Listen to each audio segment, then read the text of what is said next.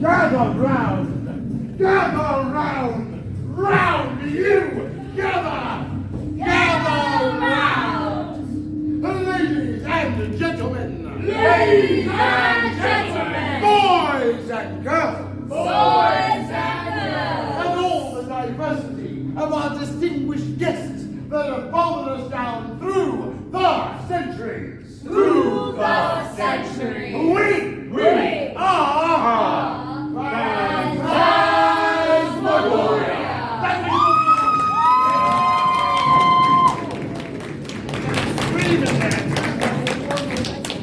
and we welcome you here to MegaCon Orlando 2024, the final day you all survived to get a prize or something of that shit. Let me tell you, right? You got through the parking, right? This is Phantasmagoria. We are a Victorian horror troupe, or alternatively, a Victorian circus troupe. What we bring for you here at MegaCon is a little taste and tease of what we do at our main stage tours and all the events that we do outside of here. And we always like to bring a little trick and twist to the shows that we do here. But before we introduce that, let us introduce some of the players that we have here today. The Lady Submarine! Callum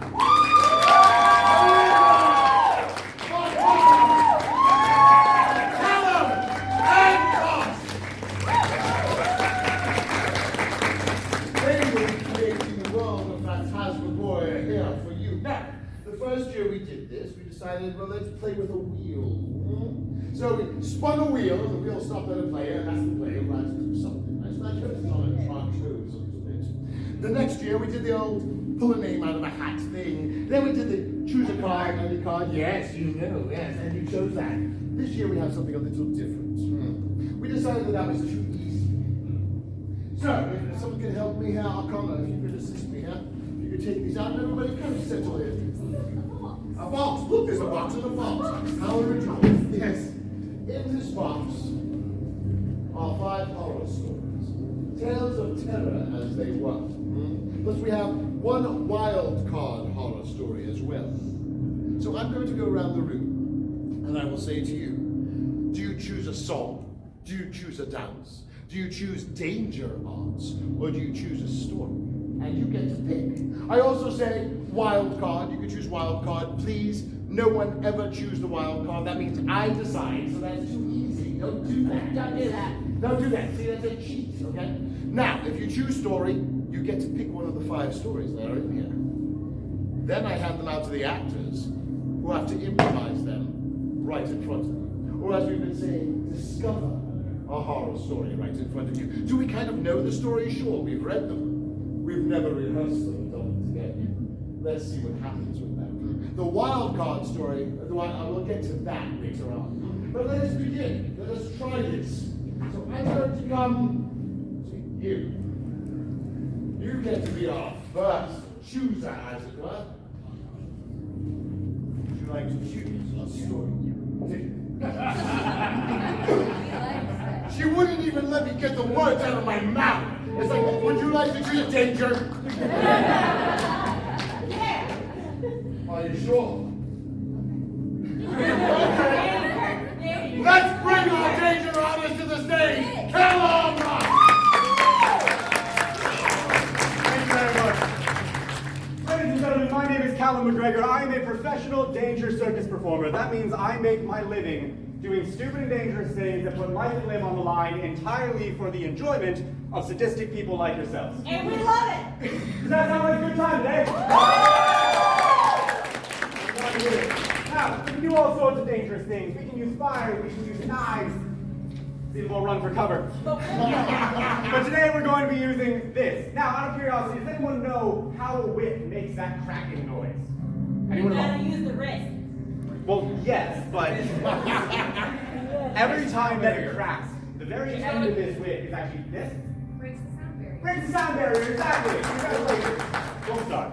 Every time that this whip cracks, it is breaking the sound barrier. So this very tip is traveling at over 900 miles per hour. So every time you hear this noise, that is a sonic boom. Under no circumstances should you ever treat whips like toys or crack them near other people. So you know what we're going to do today? Use the funny boys and crack them near other people, exactly. So, ladies and gentlemen, does that sound like a good time? Alright, so for this, I am going to need a volunteer.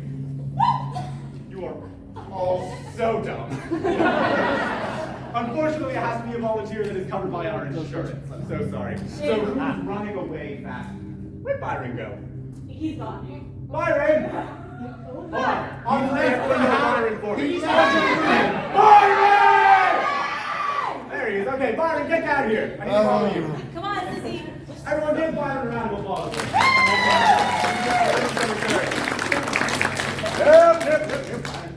Watch the lights. Come here. Now, you're just going to stand right here, right front and center, where everyone can see you. Take one step to your left. Slightly larger step to your left. Perfect. There we go. Stick your right hand all the way out to the side and stand right there and don't ask any questions. Now, ladies and gentlemen, to do a little whip act, I brought some extra props with me today. So, Byron, just keep your hand right there. Let's see if we can figure out where this might be going. Open your hand for me. Perfect. I never knew you cared. I don't like you like that. All right, keep your hand right out there. Now, ladies and gentlemen, you're going to see something very interesting. The louder you applaud in just a second, don't start yet. In just a second, the louder you applaud, the further back I'm going to work my way across this flower with my whip, getting closer and closer to Byron's hand as you cheer and scream louder and louder until hopefully we cut it off right about here. Does that sound like a good idea? Yes! It's not a good idea, but it's going to be fun anyway. Here we go.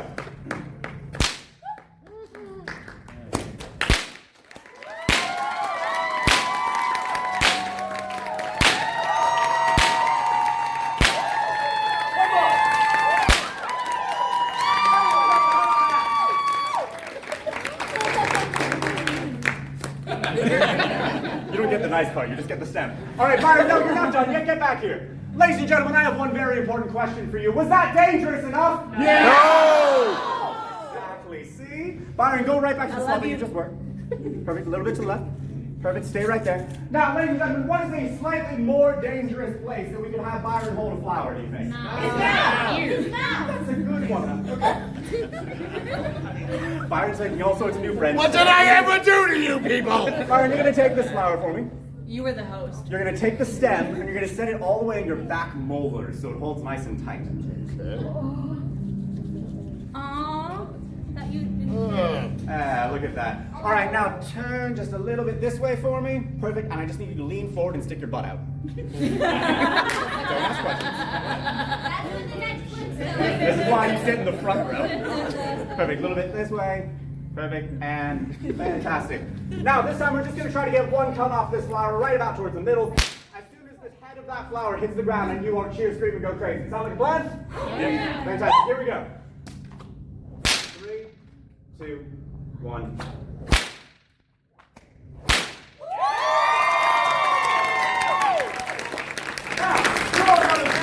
Was that dangerous enough? Yeah! You're outvoted, I'm so sorry.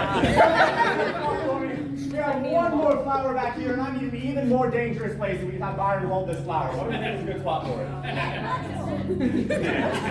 In their hand. No. They are not throwing. Anyone? Behind his ear. Behind his ear? That's a new one. I haven't heard that before, actually. I'm thinking something. It is belt. It is belt. Okay. Close. Close. No. Be nice. Take this. I want you to hold it just slightly below the belt, actually. Yeah! I'll do it for you. Not that kind of show. Perfect. Turn just a little bit this way for me. We want to make sure everyone gets a nice view. Oh, that's wonderful. Yes. So welcome, everyone on house right. All right, just like the last one, as soon as the head of that flower hits the ground, I need you all to cheer, scream, and go crazy. This will be our last trick of the act, so we need to make sure that Byron thinks this was a good idea. So here we go. This is actually my favorite part of the act. Okay, for real. Set up. Here we go. In 3, 2, 1.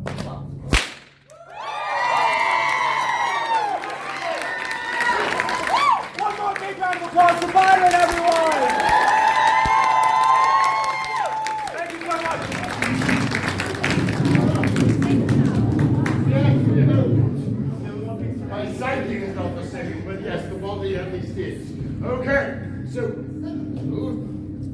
dance, song, or story? Story. Then you get to pick one of the stories. Yeah, take the whole pack. Yep, you're good. Let's see what it was. See if it is a new one. My favorite. Oh, a favorite. You tell everyone what it is. The Raven. The Raven.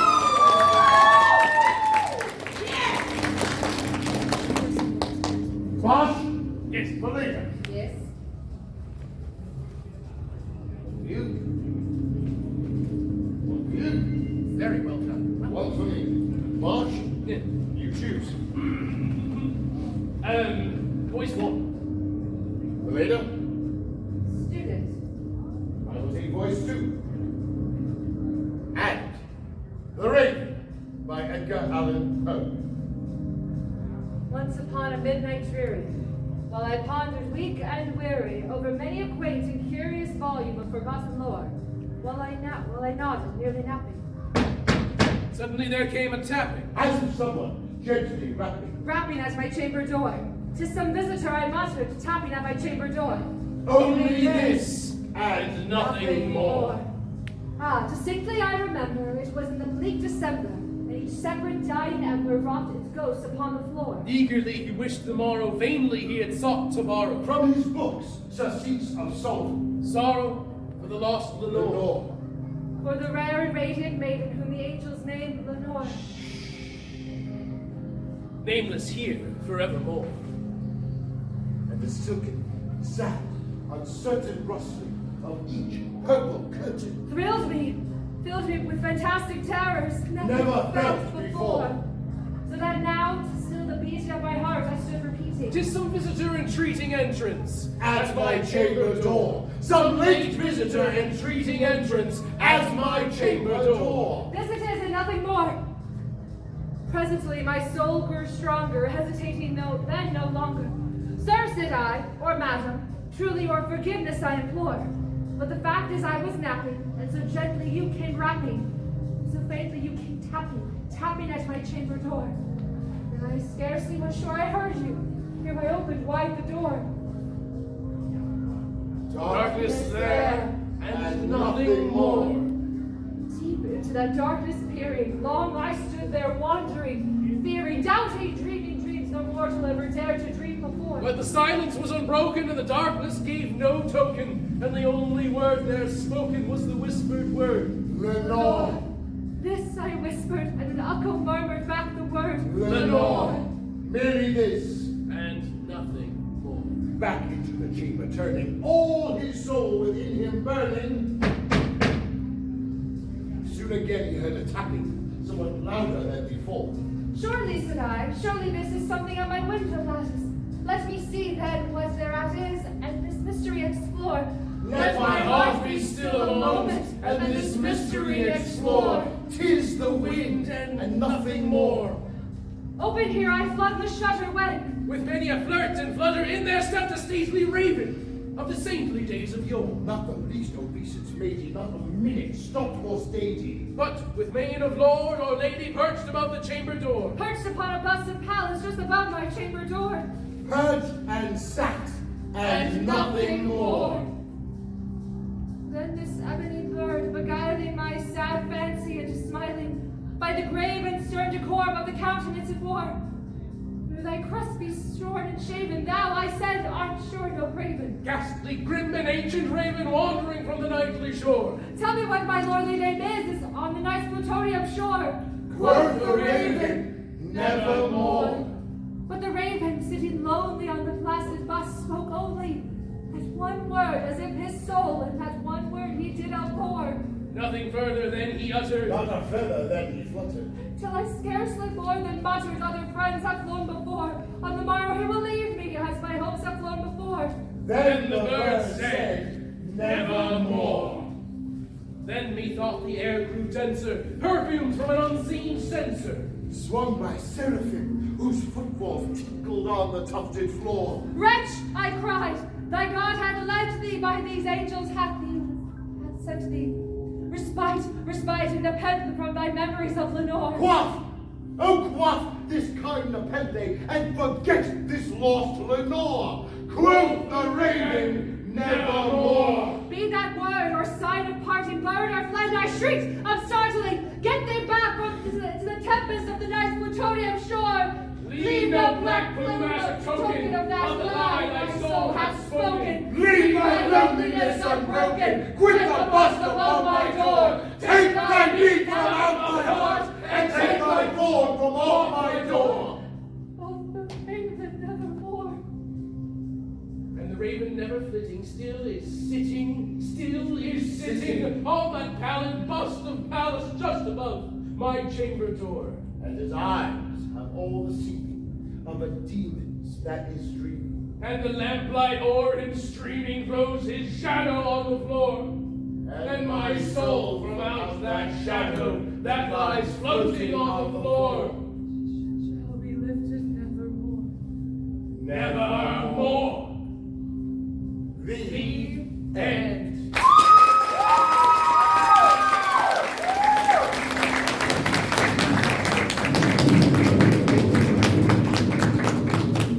My favorite bedtime story. Yes. Okay. We have song left, we have dance left, and we have one more story left. I am obviously going to go over here. Dance, song, or story? Dance. Let us welcome to the stage. I have to back for a second so you get ready for the mix. Yes, so da da da da da da da da da. Are you ready, ladies and gentlemen? No! Da da da da da da da da da da. Yes, yes. Are we ready, John? Yes! You always pick that. Welcome to the stage here at Mega Con Orlando 2024, the Lady Submarine!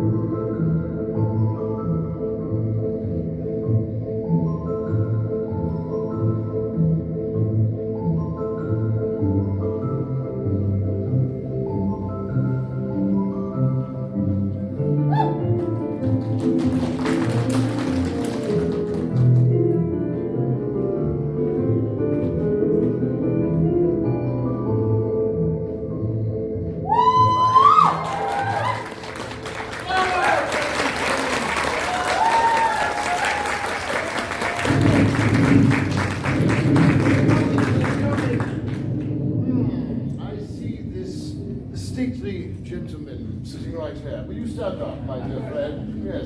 So now, I don't have to have anything in my hand because the next story is the wild card story. So, would you like a story? No, not. You can't take wild card because it's also a wild card story. It's very confusing, isn't it? Is that what we're saying? No. We're not letting me choose. They chose the wild card story. That's what makes it interesting. Song or wild card story? Song! Wonderful! Let us welcome to the stage the lovely Akama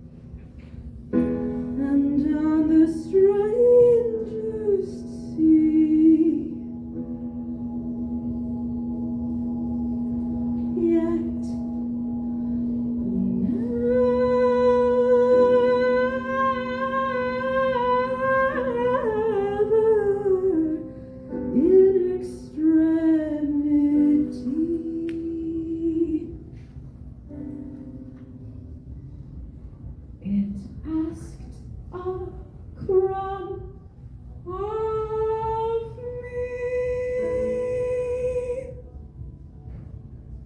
The end.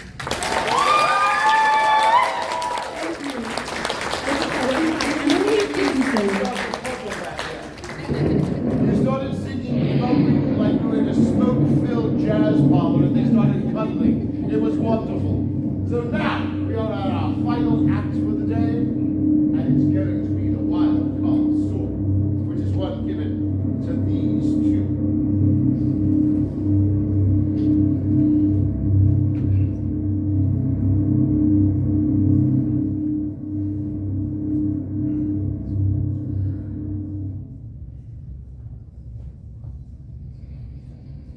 A poem by Robert Browning, first published in the Monthly Repository, January 1836. but which only received its final title in the year 1863.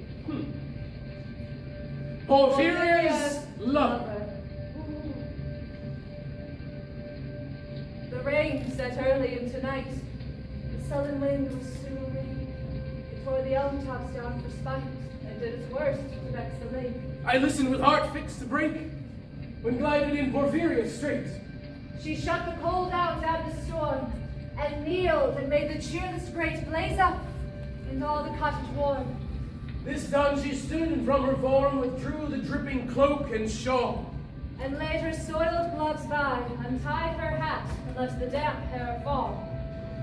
At last she sat down by my side and called me. When no voice replied, she put her arm about his waist. And all her yellow hair displaced. And stooping, made his cheek lie there and spread o'er all her yellow hair. Murmuring how she loved me. I love you.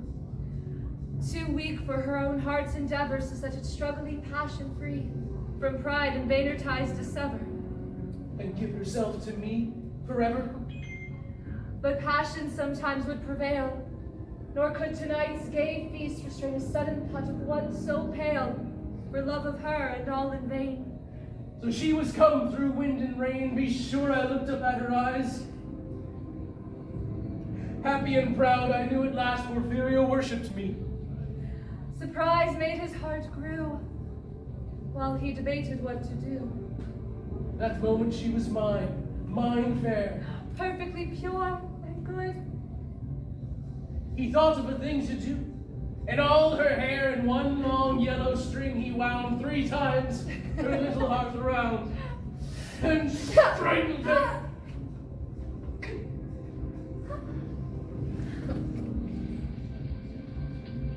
No pain felt she, I'm quite sure she felt no pain. As a shut bud that holds a bee, I opened once again her eyes. Laughed they without a strain. I untightened next the tress around her neck. Her cheek once more blushed bright beneath my burning kiss. I propped her head up as before, only this time my shoulder bore her head, which droops upon it still. That happy, rosy little head, so had it has its utmost will, and all it shunned at once is fled, and I its love gained instead. Porphyria's love, she knew not how her one wish would be heard. And thus they sit together now, and all night long they have not stirred. And yet God has not said a word. The end.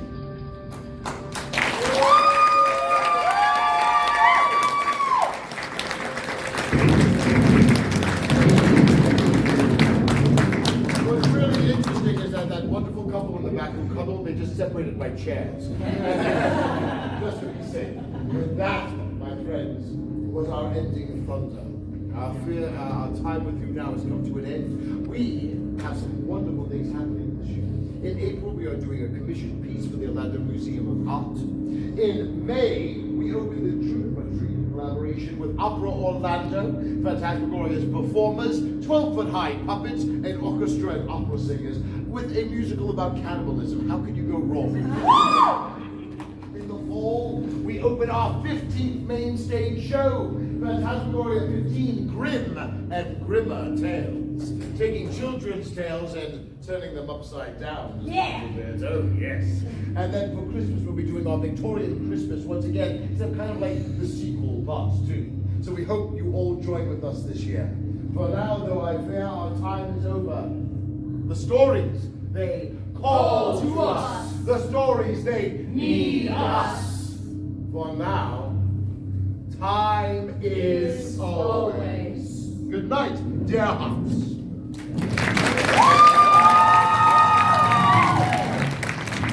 If anyone wants some photos, come up quickly. We got only about 5 minutes to do that.